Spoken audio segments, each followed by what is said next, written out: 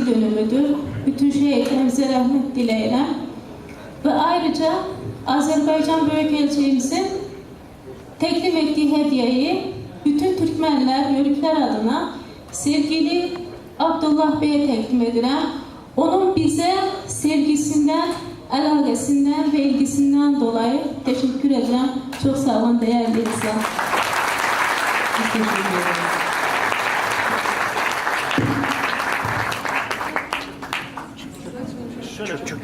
Çok.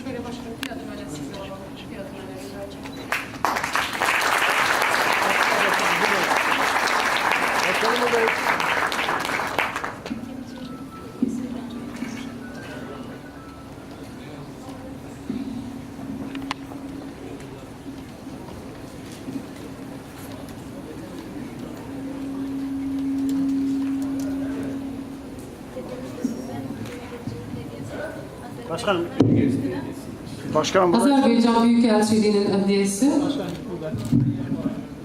Buradayız başkanım.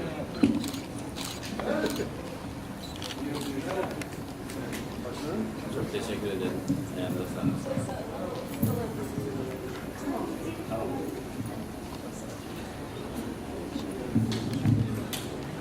Başkanım Salih, Aydın Kültür Derneğimiz de size bir hediye takdim ediyorlar.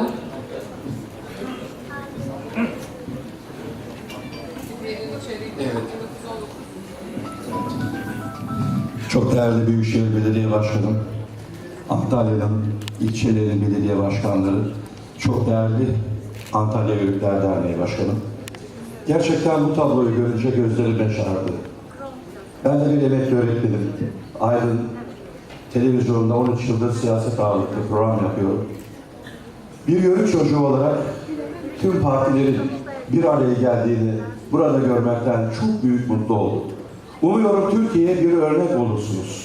Kutluyorum, teşekkür ediyorum size. Sağ olun.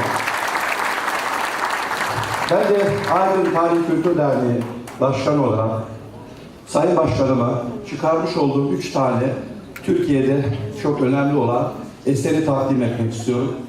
Bunlardan birincisi 1919 yılı İstiklal Harbi gazetelerinin Türkçesidir. Bugün pek çok okulda yardımcı ders kitabı olarak okutulmakta ve Ege Ordu Komutanlığı'nda yardımcı ders kitabı olarak okutulmaktadır.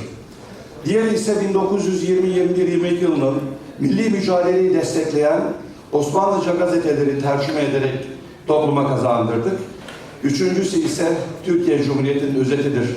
1929'dan başlayıp 2007'ye kadar devam eden Atatürk döneminin, İnönü döneminin, Menderes, Demirel, Özal, Ecevit döneminin gazetelerin örneklerini bir araya getirdim. Sayın Başkanıma bunu takdim etmek istiyorum.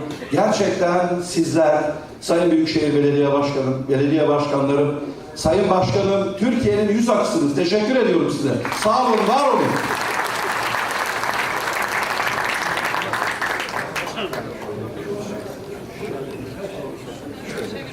Tamam. Leğeni bağlamışım. Buradan. Hocam Sayın Başkan da. Buradayız başkanım. Başkanım buradayız. Başkanım aşağıda. Başkanım buraya. Ben teşekkür ederim. Başkanımız Sevgi Sevin'e Nail söylediğimiz gibi 22 yıllık mücadelenin karşılığı bu sevgi. Kendisini alkışlarla yerine uğurluyoruz. Sağ olun.